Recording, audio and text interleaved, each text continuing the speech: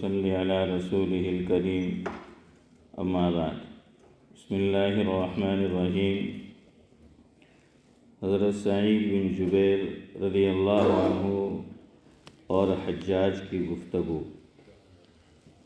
حجاج کا ظلم و ستم دنیا میں مشہور ہے، گو اس زمانے کے بادشاہ باوجود ظلم و ستم کے دین کی اشاعت کا کام بھی کرتے رہتے تھے، لیکن پھر بھی دیندار اور عادل بادشاہوں کے لحاظ سے وہ بدترین شمار ہوتے تھے، اور اس وجہ سے لوگ ان سے بیزار تھے۔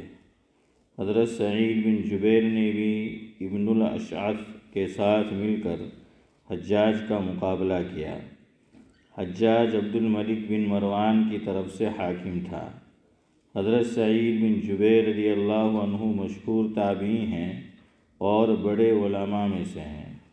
حکومت اور بالخصوص حجاج کو ان سے بغض و عداوت تھی، اور چونکہ مقابلہ کیا تھا اس لیے عداوت کا ہونا بھی ضروری تھا۔ مقابلے میں حجاج ان کو گرفتار نہ کر سکا۔ یہ شکست کے بعد چھپ کر مکہ مکرمہ چلے گئے۔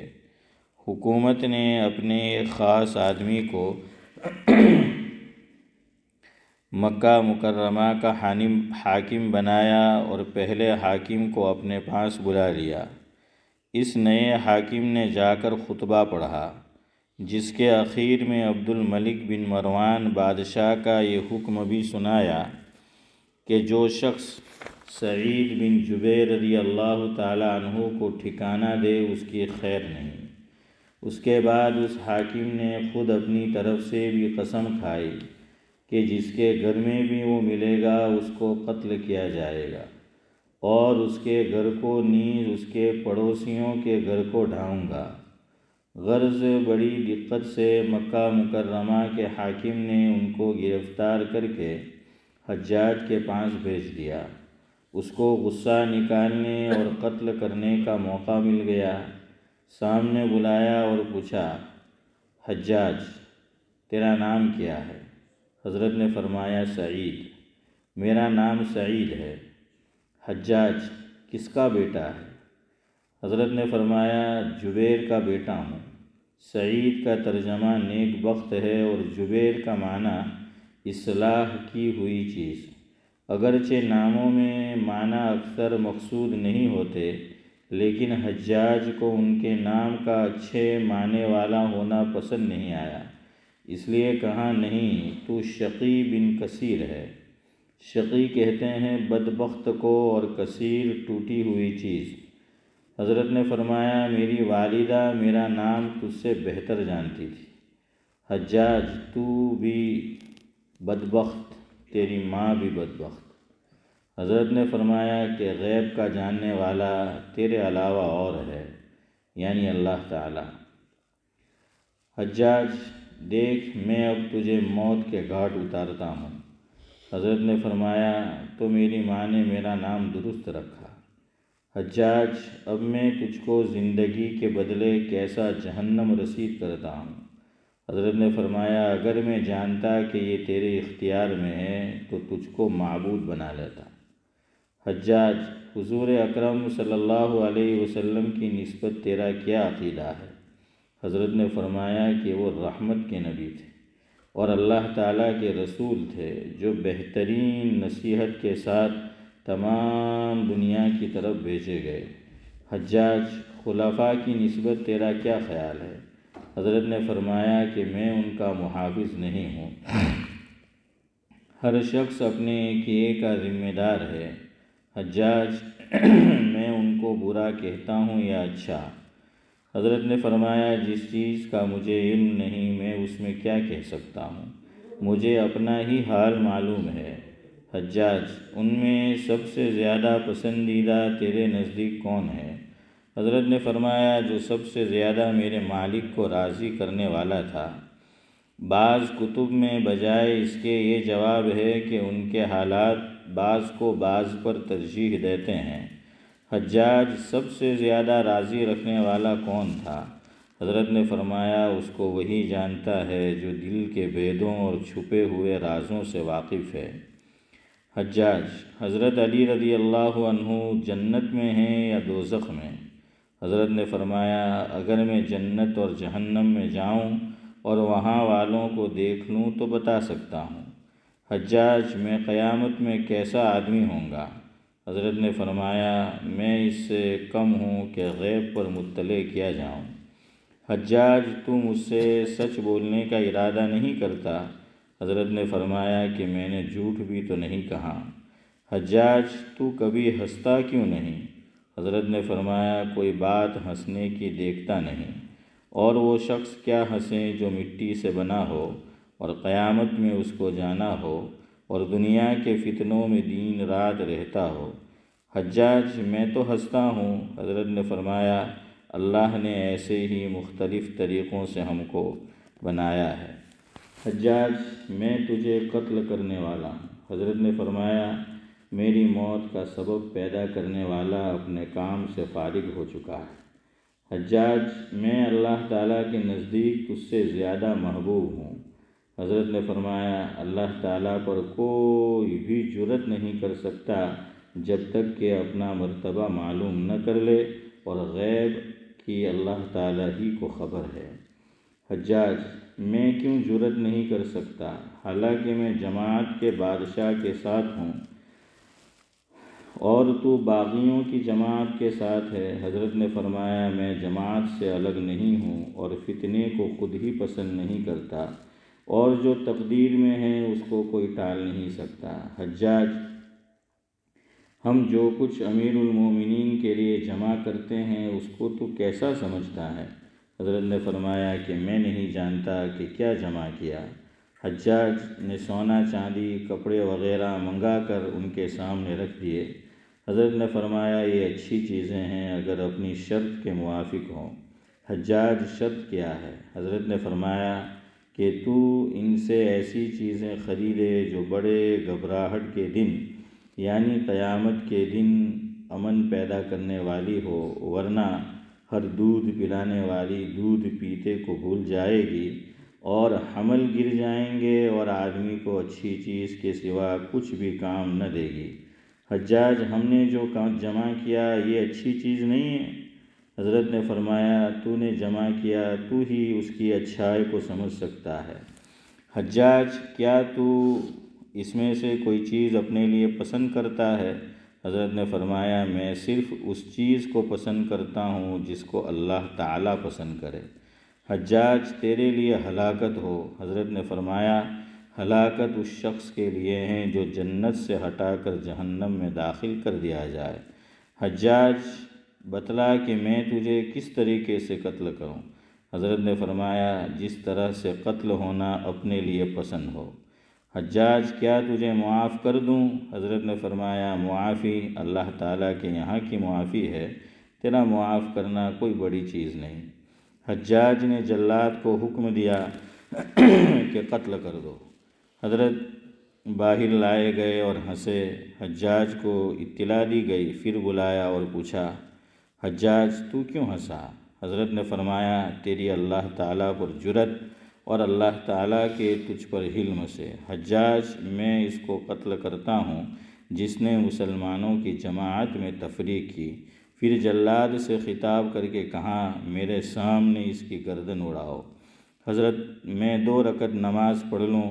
نماز پڑھی، پھر قبلہ رخ ہو کر انی وجہت وجہی للذی فطر السماوات والارض حنیفا وما انا من المشرکین پڑھا، یعنی میں نے اپنا منہ اس پاک ذات کی طرف کیا جس نے آسمان زمین بنائے، اور میں سب طرف سے ہٹ کر ادھر متوجہ ہوا اور نہیں ہوں مشرکین میں سے۔ حجاج: اس کا منہ قبلے سے پھیر دو اور نصارہ کے قبلے کی طرف کر دو کہ انہوں نے بھی اپنے دین میں تفریق کی اور اختلاف پیدا کیا۔ چنانچہ فوراً پھیر دیا گیا۔ حضرت نے فرمایا فَأَيْنَمَا تُوَلُّوا فَثَمَّ وَجْهُ اللّٰہ الکافی بالسرائر، جدھر تم منہ پھیرو ادھر بھی خدا ہے اور جو بھیدوں کا جاننے والا ہے۔ حجاج: اوندا ڈال دو یعنی زمین کی طرف منہ کر دو، ہم تو ظاہر پر عمل کرنے کے ذمہ دار ہے۔ حضرت نے فرمایا منہا خلقناکم وفیہا نعیدکم ومنہا نخرجکم تارۃ اخری، ہم نے زمین ہی سے تم کو پیدا کیا اور اسی میں تم کو لوٹائیں گے اور اسی سے پھر دوبارہ اٹھائیں گے، حجاج اس کو قتل کر دو۔ حضرت نے فرمایا میں تجھے اس بات کا گواہ بناتا ہوں، اشہد ان لا الہ الا اللہ وحدہ لا شریک لہ واشہد ان محمدا عبدہ ورسولہ، تو اس کو محفوظ رکھنا، جب میں تجھ سے قیامت کے دن ملوں گا تو لے لوں گا۔ اس کے بعد حضرت کو شہید کر دیا گیا۔ انا للہ و انا الیہ راجعون۔ ان کے انتقال کے بعد بدن سے خون بہت زیادہ نکلا، جس سے حجاج کو بھی حیرت ہوئی۔ اپنے طبیب سے اس کی وجہ پوچھی، اس نے کہا کہ حضرت کا دل نہایت مطمئن تھا اور قتل کا ذرہ برابر بھی خوف ان کے دل میں نہیں تھا، اس لیے خون اپنی اصلی مقدار پر قائم رہا، بخلاف اور لوگوں کے کہ خوف سے ان کا خون پہلے ہی خشک ہو جاتا ہے۔ فائدہ: اس قصے کے سوال جواب میں کتب میں کمی زیادتی بھی ہے اور بھی بعض سوال جواب نقل کیے گئے، ہمیں تو نمونہ ہی دکھانا تھا اس لیے اسی پر اکتفا کیا گیا۔ تابعین کے اس قسم کے قصے بہت زیادہ ہے۔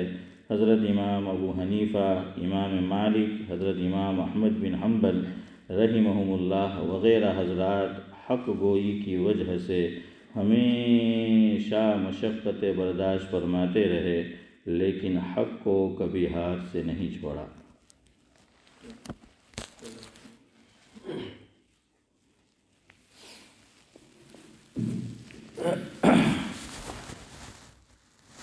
بزرگان محترم، آج شب جمعہ ہے اور آپ کو پتہ ہے کہ میں نے آپ سے وعدہ کیا تھا کہ جب جب یہ مجلس ہوا کرے گی شب جمعہ میں تو ہم کچھ باتیں سنت کے تعلق سے انشاءاللہ کرتے رہیں گے۔ گفتگو یہاں سے شروع کرتا ہوں۔ راندیر کے اندر دو دینی ادارے ہیں، ایک کا نام ہے دارالعلوم اشرفیہ اور دوسرے کا نام ہے جامعہ حسینیہ۔ آپ جو یہاں بیٹھے ہوئے ہیں ان میں سے کچھ حضرات واقف ہوں گے جس شخصیت کا میں نام لینے جا رہا ہوں۔ ہمارے نورانی بھائی تو یقیناً واقف ہے، وہ بتا رہے تھے کہ ان کے والد مرحوم کا میں جن کا نام لینے جا رہا ہوں ان سے تعلق تھا۔ میری مراد ہے حضرت مولانا احمد اللہ صاحب راندیری نور اللہ مرقدہ۔ جامعہ حسینیہ میں 50 سال کم و بیش 50 سال حضرت نے بخاری شریف کا درس دیا ہے۔ ہمارا گجرات کا جو علاقہ ہے، چاہے وہ سورت کا علاقہ ہو، بھروچ کا ہو، ادھر بلساڑ چکھلی کا علاقہ ہو، اس سے آگے آپ چلے جائے کاٹھیاواڑ کی طرف، تو پہلے بہت بدعتیں تھیں۔ ان میں جن حضرات نے بدعتوں کو ختم کرنے میں اور سنتوں کا اجرا کرنے میں کوشش کی، محنت کی، لوگوں کو سنت کی دعوت دی، دین کی صحیح باتیں بتائی، ان میں ایک نام حضرت مولانا احمد اللہ صاحب راندیری نور اللہ مرقدہ کا بھی ہے۔ حضرت کا عام معمول یہ تھا، کیا ہو رہا ہے؟ آواز آ رہی ہے۔ حضرت کا عام معمول یہ تھا کہ بیان سے پہلے نعت پڑھا کرتے تھے اور بیان میں بھی اشعار بہت سناتے تھے، اور چند نعتیہ کلام، حضرت شاعر بھی تھے تو خود حضرت کا کلام بھی ہے۔ ان میں ایک کلام جو میں پڑھ رہا ہوں غالباً حضرت کا اپنا ہی ہے۔ آپ نے سن رکھی ہے یہ ربائی کہ بلغ العلا بکمالہ کشف الدجا بجمالہ حسنت جمیع خصالہ صلوا علیہ وآلہ۔ اللہم صلی علی، درود شریف پڑھ لے، محمد وعلی آل محمد کما صلیت علی ابراہیم وعلی آل ابراہیم انک حمید مجید۔ اللہم بارک علی محمد وعلی آل محمد کما بارکت علی ابراہیم وعلی آل ابراہیم انک حمید مجید۔ تو حضرت نے یہی ربائی کو لیا ہے، لیکن کچھ مصرے اپنی طرف سے حضرت نے تیار کیے، تو وہ میں آپ کی خدمت میں پیش کرتا ہوں۔ حضرت یہ بھی پڑھا کرتے تھے بیان سے پہلے کہ مجلس یہ کس کی جمی ہے، مجلس یہ کس کی جمی ہے، محفل یہ کیسی لگی ہے، نہیں، مجلس ہے کس کی جمی، محفل ہے کس کی لگی، مجلس ہے کس کی جمی، محفل ہے یہ کیسی لگی، جلسہ ہے میلاد النبی بلغ العلا بکمالہ۔ کہ مجلس ہے یہ کس کی جمی، محفل ہے یہ کیسی لگی، جلسہ ہے میلاد النبی بلغ العلا بکمالہ۔ آئے ہیں بڑی دور سے، محفل بھری ہے نور سے، جلوہ ہے گویا طور سے، کشف الدجا بجمالہ۔ کہ آئے ہیں بڑی دور سے، محفل بھری ہے نور سے، جلوہ ہے گویا طور سے، کشف الدجا بجمالہ۔ صدیق با ایماں ہوئے، فاروق بھی قرباں ہوئے، شیدا علی عثمان ہوئے، حسنت جمیع خصالہ۔ اس میں خلفائے اربعہ کا تذکرہ ہے کہ صدیق ہیں، صدیق بھائی، صدیق با ایماں ہوئے، فاروق بھی قرباں ہوئے، شیدا علی عثمان ہوئے، حسنت جمیع خصالہ۔ اصل بات جو سنانی ہے وہ یہ آخری بات ہے، کیونکہ ہمارا آج کا موضوع انشاءاللہ یہی رہے گا۔ الفت نبی کی ہے اگر، الفت یعنی محبت، تعلق، الفت نبی کی ہے اگر، طاعت نبی کی جلد کر، سنت ہے سب سے خوب تر، صلو علیہ وآلہ۔ الفت نبی کی ہے اگر، طاعت نبی کی جلد کر، سنت ہے سب سے خوب تر، صلو علیہ وآلہ صلی اللہ علیہ وسلم۔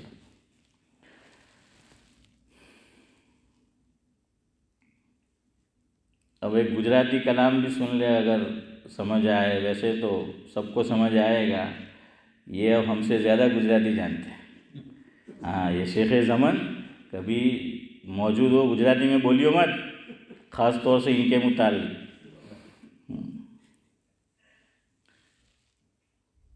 جے ہوئی سنت نا پابند છે، જે હોય સુન્નત ના પાબંદ છે, એ જાણે છે એમાં મળતો હોય કેટલો આનંદ છે।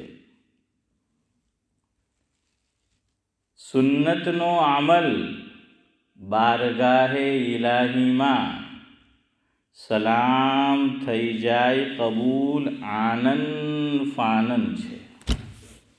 سمجھ آیا ہے کہ بھائی جو سنت کے عاشق ہوتے ہیں ان کو پتہ ہے کہ سنت میں کیا مزہ رکھا ہے، اور سنت کا تھپا جس پہ لگ جائے تو حضرت مولانا احمد اللہ صاحب نادری رحمۃ اللہ علیہ فرمایا کرتے تھے کہ وہ عمل پھر اللہ کی بارگاہ میں کیا ہو جاتا ہے، قبول ہو جاتا ہے۔ حضرت مثال دیتے تھے، وہ سنیے۔ حضرت مولانا احمد اللہ صاحب نادری نور اللہ مرقدہ، اللہ تعالیٰ مرحوم کو غریق رحمت کرے، حضرت کے درجات کو جو ہیں خوب بلند فرمائے، جنت الفردوس میں اعلیٰ و بالا مقام نصیب فرمائے۔ آپ کو ذرا میں عارف بھائی پیچھے کے دور میں لے چلتا ہوں، یاد ماضی میں۔ ابھی تو شاید یہ چیز نہیں ہوگی، میں نے تو نہیں دیکھی ابھی انڈیا گیا تو۔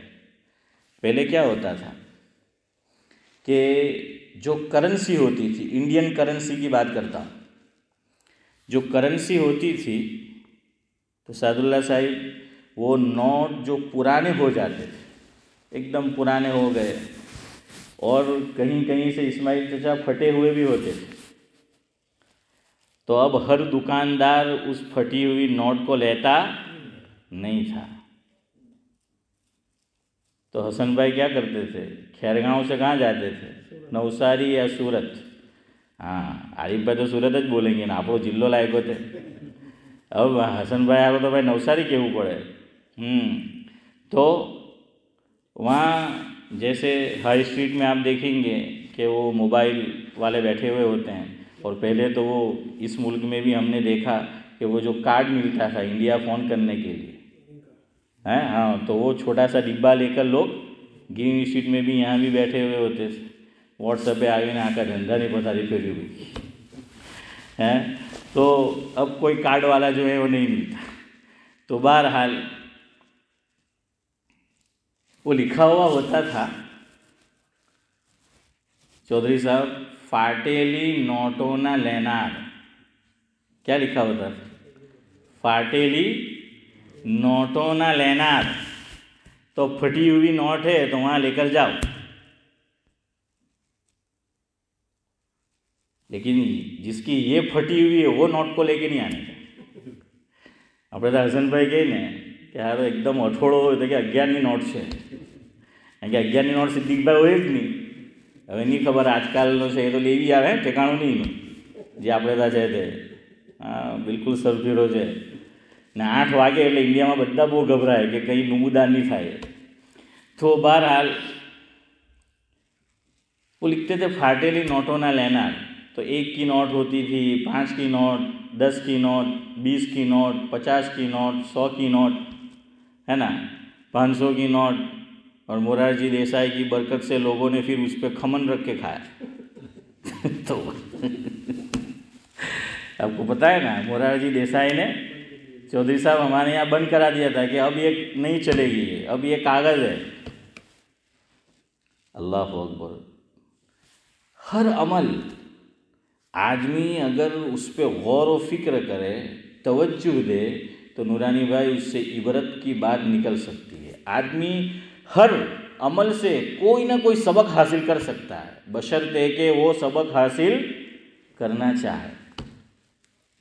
دیکھیں اس پہ مجھے ایک بات ویسے ہی یاد آ گئی، وہ آپ کو سناتا ہوں۔ ایک بزرگ ہوئے ہیں بھوپال میں، ان کا نام تھا مولانا یعقوب صاحب مجددی رحمۃ اللہ علیہ، لیکن وہ مشہور تھے، ان کا لقب تھا پیر ننھے میاں۔ کیا لقب تھا سعد اللہ صاحب؟ پیر ننھے میاں۔ تھے تو ننھے لیکن بہت اوپر کی چیز تھے، بڑی چیز تھے، پہنچی ہوئی۔ کیسی پہنچی ہوئی چیز؟ حضرت جی ثانی دعوت و تبلیغ کے اندر جن کو حضرت جی کا لقب ملا ہے دوسرے نمبر پر، حضرت جی ثانی، جس سے میری مراد ہے چودھری صاحب حضرت مولانا یوسف کاندھلوی نور اللہ مرقدہ۔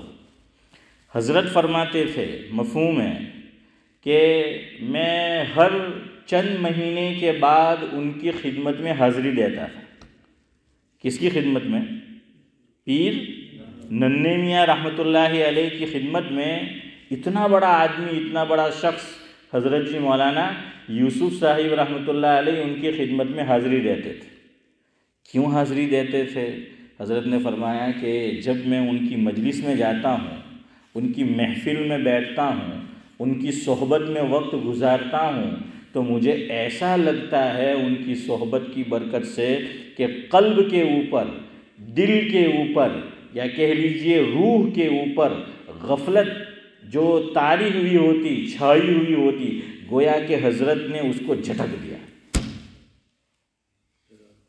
اب اتنا بڑا آدمی وہ اپنے متعلق کہہ رہا ہے کہ میرے دل پر بھی مجھے ایسا معلوم ہوتا تھا کہ غفلت طاری ہے، سب کچھ کر کے بھی وہ یہ سمجھتے تھے کہ ہم کچھ نہیں کر رہے ہیں، اور اپنے آپ کو قرآن نے فرمایا فَلَا تُزَكُّوا أَنفُسَكُمْ هُوَ أَعْلَمُ بِمَنِ اتَّقَى، اپنے آپ کو پاک باز مت کہو، قرآن منع کر رہا ہے۔ اسی لیے برہ نام رکھنے کو پسند نہیں کیا گیا کہ اپنے آپ کو پاک باز، فرمایا اپنے آپ کو پاک باز مت کہا کرو۔ اسی لیے ہمارے بزرگوں کے آپ مکاتب دیکھیں گے، مکتوبات دیکھیں گے، مکاتب بول دیا، مکتوبات دیکھیں گے، خط،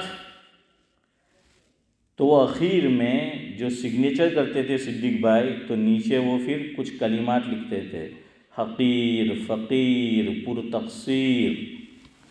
اور شیخ الاسلام حضرت مولانا حسین احمد مدنی صاحب نور اللہ مرکزہ ذاکر بھائی، وہ اخیر میں لکھا کرتے تھے، ہر خط کے اخیر میں، ہر مکتوب کے اخیر میں، ننگ اسلاف، ننگ گجراتی واڑو ننگ نہیں ہے صدیق بھائی، ہاں ننگ ذاکر بھائی، تو نون اور غاف، اس کا مطلب ہے کہ اصل معنی تو ہوتا ہے ننگا، یعنی گویا کہ بہت حقیر، فقیر، گناہوں سے بھرپور، تو اپنے آپ کو کچھ نہ سمجھنا، اپنے آپ کی نفی کرنا کہ I am nothing, not I am some thing, سمجھ آئے نا؟ ہاں کہ I am nothing, not I am some thing, کہ بھائی ہم چوں من دیگرے نیست، کہ لوگ کہتے ہیں کہ ہمارا جو تو بیجو کوئی ہے જ نہیں، لیکن میں تو اتلو بھاری دینનો علم جانوں એમ કે આપણા હંભે તો કોઈનું ગજુ નહીં આવે، اپنا ہم کو بہت کچھ سمجھنا نہیں۔ تو ہمارے ایک استاد تھے، مرحوم ہو گئے، اورنگ آباد کے اندر تراج میں ہم نے ان سے پڑھا، مفتاح العلوم میں، اللہ مرحوم کو غریق رحمت کرے، حضرت مولانا مفتی امین صاحب اورنگ آبادی نور اللہ مرکزہ۔ تو حضرت فرماتے تھے کہ جو یوں کہتا ہے کہ ہم چوں من دیگرے نیست، یہ فارسی کا جملہ ہے، فرمایا کہ اس کو کہنا چاہیے کہ گویا وہ یوں کہہ رہا ہے کہ ہم چوں من گیدڑے نیست، کہ میرے جیسا کوئی گیدڑ نہیں ہے، دیگر نہیں بلکہ گیدڑ جو ہے وہ نہیں ہے۔ تو شیخ الاسلام حضرت مدنی جیسا آدمی، وہ اسماعیل چچا کیا لکھ رہا ہے؟ ننگے اسلاف، کہ میں کچھ نہیں،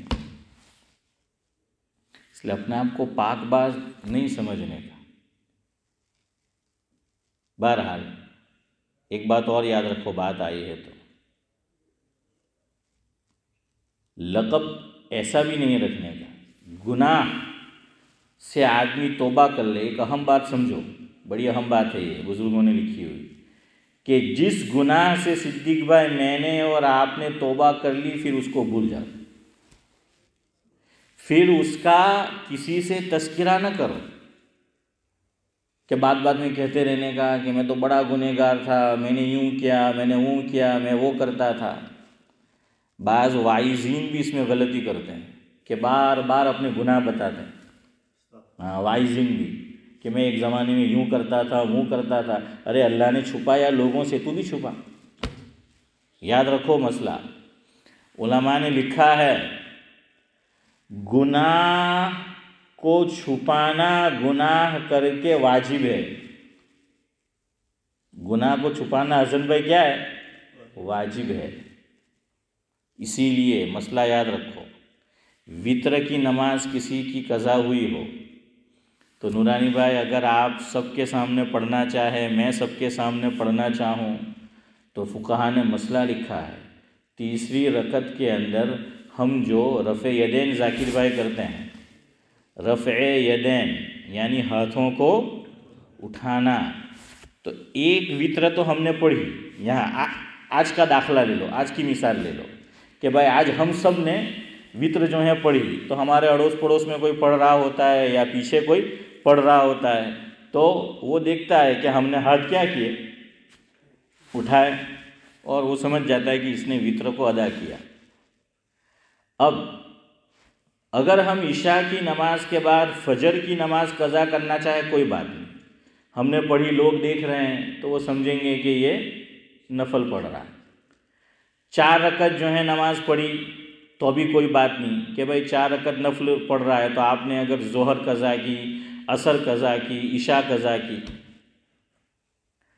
لیکن وطر کی نماز یہ تو 3 رکعت ہے۔ اب 3 رکعت جو ہیں ایک تو ہے، اور 3 رکعت آپ جانتے ہیں کہ کوئی نماز 3 رکعت شریعت میں نفل نہیں ہے، یا تو سعد اللہ صاحب 2 رکعت نفل ہے، یا پھر 4 نفل ہے، یا پھر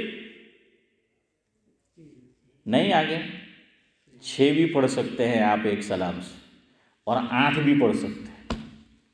نفل نماز ایک ساتھ حسن بھائی ہم 8 رکعت سلم پڑھ سکتے ہیں۔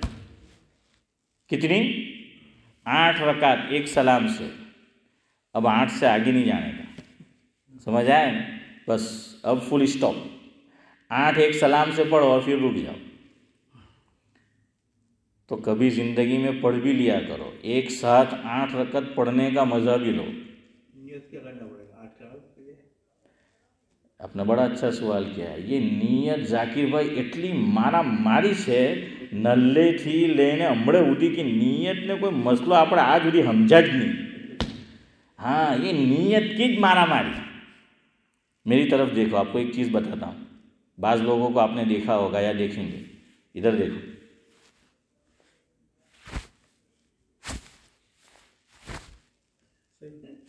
دیکھا ہے نا کہ کال بھر دیں گے تھوڑی دیر، اللہ کو نیت بھول گئی ہے۔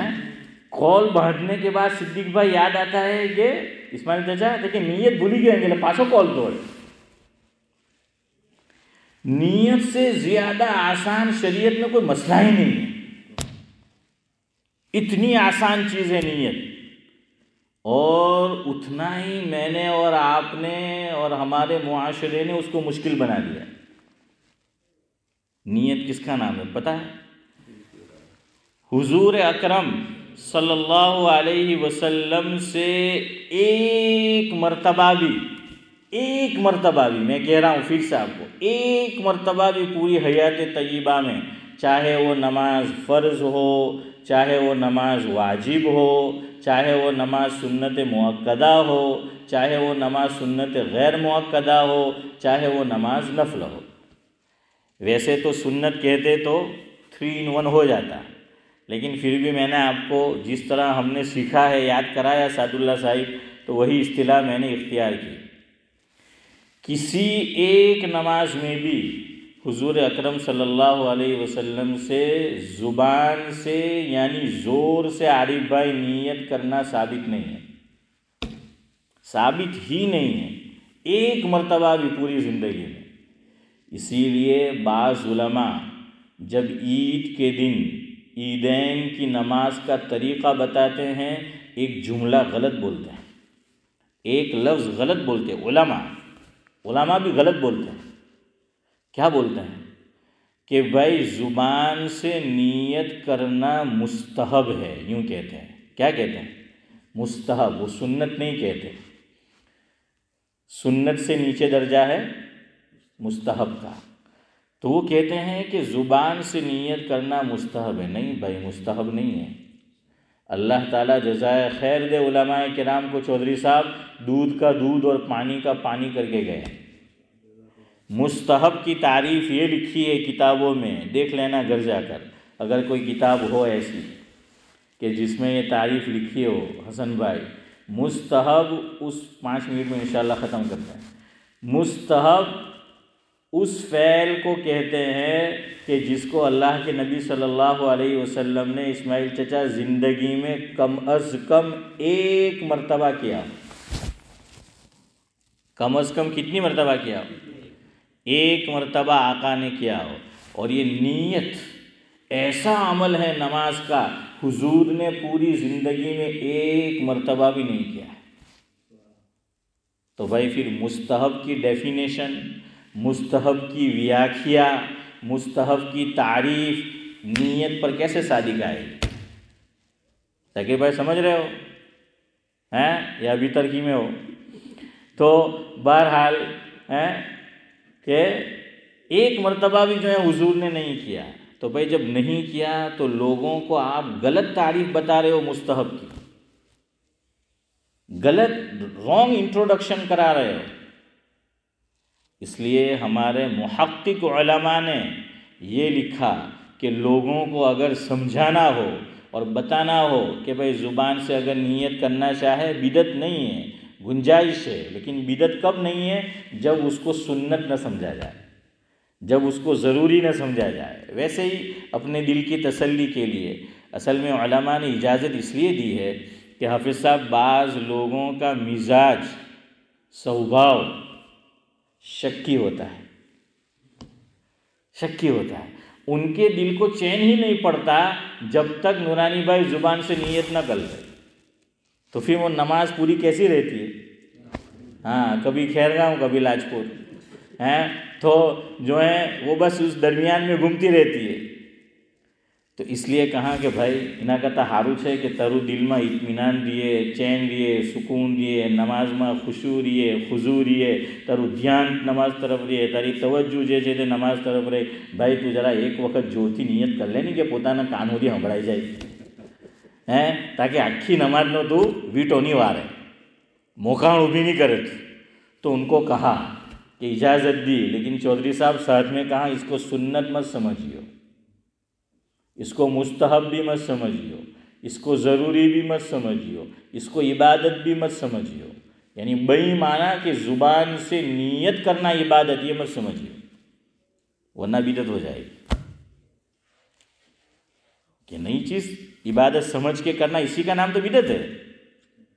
لیکن شک کی مزاج ہے، دل کی تسلی کے لیے، تو اب کیا کر لو، زبان سے نیت کر لو۔ اس لیے محقق علماء نے ذاکر بھائی لکھا کہ اس کے لیے لوگوں سے کہو کہ زبان سے اگر نیت کرنا چاہو اور آدمی اس قسم کا ہو جو میں نے آپ سے کہا، تو یہ عمل مستحسن ہے۔ کیا ہے؟ مستحسن۔ تو مستحب تو آپ جانتے ہیں، اس کی جگہ مستح نسن بدہ جنادی پریشان ہیں، صدیق بھائی نہیں ہیں، تو وہ سن کو تو کوئی نہیں بھولتا۔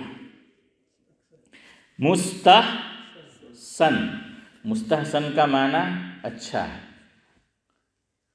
تو یہ ہے نیت کا معاملہ۔ اب سنو نیت کس کا نام ہے؟ نیت نام ہے دل کے ارادے کا۔ تعلیم الاسلام تو گھر میں ہوگی، جا کے دیکھنا۔ حضرت نے مفتی کفایت اللہ صاحب رحمۃ اللہ علیہ نے سوال و جواب کی ترتیب پہ قائم کیا اسماعیل چچا، وہ پوچھتے ہیں نیت کسے کہتے ہیں؟ تو انہوں نے پھر جواب لکھا آگے، نیت نام ہے سعد اللہ صاحب دل کے ارادے کا۔ یہ تعلیم الاسلام کی بات۔ اب آ جائیے مشکات شریف کی مشہور زمانہ تصنیف جو اردو زبان میں ہے، علامہ نواب قطب الدین علیہ الرحمہ کی۔ چودھری صاحب آپ نے اچھا مسئلہ پوچھا، تو چلو اچھی بات آج آ جائے گی۔ انہوں نے لکھا ہے مظاہر حق میں، پہلی روایت ہے مشکات شریف میں، انما الاعمال بالنیات وانما لکل امرئ ما نویٰ۔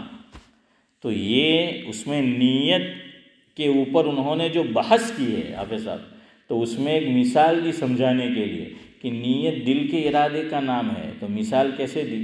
فرمایا کہ ایک آدمی گھر سے ظہر کا فرض مسجد میں ادا کرنے کے لیے آ رہا ہے کہ بھائی میں مسجد میں جا رہا ہوں تاکہ جماعت سے 1 بجے کیا ادا کروں؟ ظہر کی نماز ادا کروں۔ تو وہ گھر سے نکلا تو وہ پورے رستے جو ہیں بولتے بولتے عارف بھائی نہیں آئے گا، ہیں کچو પાપડ પાક્કો પાપડ કચ્ચો પાપડ પાક્કો પાપડ ہے، ٹھنڈی میں આપણે રમતા આપણે દાડા ચાલે તેવું તે આખા રસ્તે બોલતો બોલતો نہیں આવે۔ سمجھ آیا کہ بھائی ظہر پڑھنے جا رہا ہوں، ظہر پڑھنے جا رہا ہوں، ظہر پڑھنے جا رہا ہوں، بس جا رہا ہے۔ راستے میں کوئی ملا، اللہ جاکر صدیق ہے، جاکر کہاں چائے لو؟ شاپ پر چائے لو؟ دیکھیں نانا یار ہم ٹھیک ہے نماز میں ٹائم سے کی ضرورت پر چائے لو۔ تو وہ یہ نہیں بولے گا صدیق بھائی سے کہ ظہر پڑھنے جا رہا ہوں، وہ کیا بولیں گے کہ بھائی نماز پڑھنے جا رہا ہوں، یا یہ کہ ظہر چلو بول دیا کہ نماز پڑھنے۔ اب مسجد میں آ کر ذاکر بھائی کے منہ سے نکل گیا کہ میں 4 رکعت فرض نماز پڑھتا ہوں عصر کی امام کے پیچھے۔ اب زبان سے عصر باقاعدہ نکلا، اور کان نے سنا بھی کہ اثر انہوں نے بولا، لیکن نیت پہ کوئی اثر نہیں پڑا۔ سعد اللہ صاحب اور چودھری صاحب اب وہ نہیں کرنے کا، سمجھ آئے نا؟ ہاں، دوبارہ نہیں، کوئی بات نہیں، نکلا، شریعت آسان ہے، اللہ بڑی کریم ذات ہے۔ فرمایا تمہارے دل میں تھا کہ تم ظہر پڑھ رہے ہو، زبان سے اثر نکلا، کوئی بات نہیں۔ اور نفل نماز اس میں کوئی الگ سے نیت نہیں کرنے کی ہے، یوں نہیں بولنے کا کہ میں آج 8 رکعت نفل نماز پڑھتا ہوں، سمجھ آیا؟ نہیں، بس کچھ نہیں بولنے کا۔ ایون تراویح میں بھی ہم کھڑے ہوتے کچھ نہیں بولنے کا، آپ ابھا تھیا مول صاحب، آپ بھی ابھا تھے جواب جو کہ ایما تو کیوں نہیں پڑھے، امام سب کہتا پہلا لوگ ابھا تھی ہیں، ہاں ایما تو صدیق بھائی کیوں نہیں پڑھے، تو چودھری صاحب سمجھ آیا؟ کچھ نہیں بولنے کا، دل میں ہے کہ میں کھڑا ہوا، دل خود طے کر لیتا ہے کہ ظہر کے بعد، میں مثال دوں آپ کو، وقت ہو گیا ہے لیکن 1-2 منٹ لے لوں۔ ظہر کے بعد 2 آپشن، 2 رکعت سنت موقدہ ہے ظہر کے بعد، اور 2 رکعت اسماعیل قضا کیا ہے؟ نفل ہے۔ اب ہم 4 رکعت پڑھنے والے ہیں، دل خود طے کر لیتا ہے کہ میں پہلے 2 سنت پڑھوں گا، اور اس کے بعد جو کھڑا ہوا تو 2 کیا پڑھوں گا؟ نفل پڑھوں گا۔ یہ اندر دل میں ہی خود بات آ جاتی ہے، اسی کا نام ہے نیت، اسی کا نام کہ دل میں وہ خود بخود بات کیا ہے؟ وہ آ گئی۔ یہی مثال دوسری لے لے، ظہر کی نماز، لیکن دیر سے ہم مسجد میں آئے، 4 رکعت سنت موقدہ رہ گئی، اب ظہر ہم نے امام صاحب کے ساتھ ادا کی، اب ہماری تو 4 سنت عارف بھائی باقی ہے نماز سے پہلے والی، اور 2 نماز کے بعد والی۔ اب پہلے کیا پڑھے؟ 2 رکعت پڑھنا ہے۔ کیوں؟ کبھی بتاؤں گا وجہ۔ آپ صلی اللہ علیہ وسلم کی بھی ابن ماجہ میں روایت ہے کہ حضور اکرم صلی اللہ علیہ وسلم کی بھی سنت چھوٹی ہے ظہر سے پہلے کی، تو حضور نے پہلے 2 رکعت پڑھی ہے، پھر 4 پڑھی، اور امامت حضور نے کروائی ہے۔ تو اچھا ہوا کہ ہم جیسوں کے لیے مسئلہ آسان ہو گیا کہ بھائی آقا نے حسن بھائی سنت چھوٹی ہے لیکن امامت کرائی، وہ میرے اور مجھ جیسے اماموں کا مسئلہ حل کرنے کے لیے، ورنہ تھا کہ ہیں مول صاحب نے سنت باقی چڑھی گئی احمد مصلی پر ہیں۔ تو بہرحال اب 4 بھی ہے 2 بھی ہے، اب دل خود فیصلہ کر لیتا ہے۔ ہم کھڑے ہوں گے، بھائی میں 2 پڑھ رہا ہوں، بھائی میں 4 پڑھ رہا ہوں، تو زبان سے بولنے کی ضرورت نہیں ہے۔ اور ایک اور مسئلہ بتا دوں، اللہ کرے کہ آپ کی سمجھ آ جائے، نفل بھی سنت ہے، سنت بھی نفل ہے، نفل نفل ہے اور سنت بھی نفل ہے، سمجھ آئے؟ نفل نفل ہے، سنت بھی نفل ہے، لیکن حضور نے اس کو تاکید سے پڑھا تو سنت کہہ دیا، تو سنت موقدہ کی بھی اگر ہم نیت نفل کی کر لیں تب بھی نماز ہو جائے، سمجھ آ گیا؟ صرف فرق اس میں ہوگا کہ میں فرض پڑھ رہا ہوں، واجب پڑھ رہا ہوں کہ نفل پڑھ رہا ہوں، یہ فرق کرنا ہے، لیکن یہ بھی دل فرق کرے گا، زبان سے کرنا ضروری نہیں ہے۔ میرے خیال سے اب مجھے اس سے آگے بھی گفتگو کرنا ضروری نہیں ہے، بس اتنے پہ اتفاق کرتے ہیں، کل جمعہ سے پہلے پھر بولنا ہے۔ ہاں تو وہ تو پھر اب ٹائم لے گا، تو اس کو آج قضا رکھتے ہیں۔ ذاکر بھائی پوچھ رہے ہیں کہ قضا کا مسئلہ میں نے، اچھا کہ عشاء کی قضا یا وتر کی قضا، تو وہی تو مسئلہ سمجھا رہا تھا نا، نہیں وہی اسی سے بات نکلی نا کہ وتر کیسے پڑھنی ہے قضا۔ چلو جلدی جلدی بول دوں، وتر کی قضا کرنی ہو تو میں سمجھا رہا تھا کہ شریعت میں 3 رکعت نفل نہیں ہے، اور 1 وتر ہم نے پڑھ لی، اب دوسرا وتر چودھری صاحب پڑھیں گے تو گناہ ہم سے ہوا ہے، ہم نے معافی اللہ سے مانگ لی، لیکن عبدالسلام بھائی گناہ کو چھپانا بھی کیا ہے؟ واجب ہے۔ اب میں ہاتھ اٹھاؤں گا کسی رکعت میں دعائے قنوت کے وقت تو میں لوگوں پر اپنے گناہ کا اظہار کر رہا ہوں، جو بھی دیکھے گا سمجھ جائے گا کہ اس نے گلنی ماری ہے، سمجھ آیا؟ وہ سمجھ جائے گا۔ تو علماء نے لکھا کہ گناہ سے اپنے گناہ کو چھپانا واجب ہے۔ اس میں دوسرا بھی سنو، اب تو کم ہو گیا، یہ آ گیا تو بدو جمع، باقی پہلے ذاکر بھائی کیا ہوتا تھا، عید آتی تھی تو پیپر کے اندر بھی آتا تھا کہ عید نو نولو نجرانو، શાહ રૂખ ખાન, સલમાન ખાન, આમિર ખાન બધા ખાનની જ ફિલ્મ આવે જ નતા ખબર કે બધા મિયાભાઈ જ જોવા જાય કે જેટલી નેકી કરલી છે બધી ધોવાની ને હે હસનભાઈ. તો अब क्या है, देख क्या है तो कि DDL बहुत अच्छी है શોર્ટકટ હે કે સિદ્દીક કે જાકીર જોવા જાજે નહીં એમ કે બહુ ભારે છે એમ કે હું તો જોઈને આવ્યો. अब ये गुनाह है, अब ये एक तो गुनाह की दावत भी और अपने गुनाह का क्या किया, इजहार किया. या अब्दुल सलाम जो है वो कहे भाई कि नूरानी भाई तुम जो है जाओ फला, तो अल्लाह बचाए. बहरहाल मिसाल के लिए तो ये नहीं कहना, ये भी गुनाह है कि हम इजहार कर रहे हैं. भाई औरों को मालूम नहीं था, आप क्यों बता रहे हैं? इसको छुपाना है, इसको नमाज तक में छुपाया गया. अब वित्र पढ़नी है और हाथ तो उठाना है. बाज़ों ने इसको वाजिब कहा है हाथ उठाने को. तो अब ये करो कि हाथ न उठाओ, सीधे रुकू में चले जाओ और उसकी जगह क्या कर लो, सजदे सहव कर लो. अब इतना तो कोई नहीं देखेगा कि ये 2 पढ़ रहा है कि 3 पढ़ रहा है, या 3 पढ़ा है कि 4 पढ़ रहा है. और अगर कोई देखे तो कहेવાનું કે ઓ ભાઈ તું નમાજ પડવા આવે કે બધાને જોવા આવે હે, એવી કોઈ ખોપડી મરી જાય ને તો પછી કહેવાનું તેને કે તું તો આટલું બધું નોટિસ કરે कि अला मैं 3 रकात पढ़ी में सजदे सहव करो, तो वो થઈ ગયું यार, टू मच है. तो क्या है, वो हाथ नहीं उठाना है. और आप पूछे कि अगर हम उठाने से पहले सूरत के बाद कुनूत पढ़ ले तो पढ़ लो, और अगर नहीं पढ़ना है तो भी कोई बात नहीं, आखिर में क्या कर लो. हालांकि जानबूझ के किसी वाजिब को छोड़ा तो सजदे सहव से काम नहीं चलता, ये मसला भी अपनी जगह है. लेकिन यहाँ चूँकि गुनाह को छुपाना अहम है तो फुकाहा ने इजाज़त दी कि जानबूझ के छोड़ो और हाथ मत उठाओ, और आखिर में क्या कर लो, सजदे से. चौधरी साहब समझ में आया क्या काम है कि तीसरी रकत में हाथ नहीं उठाना है. लेकिन अब मुझे आपको कुर्सी से उठाना है.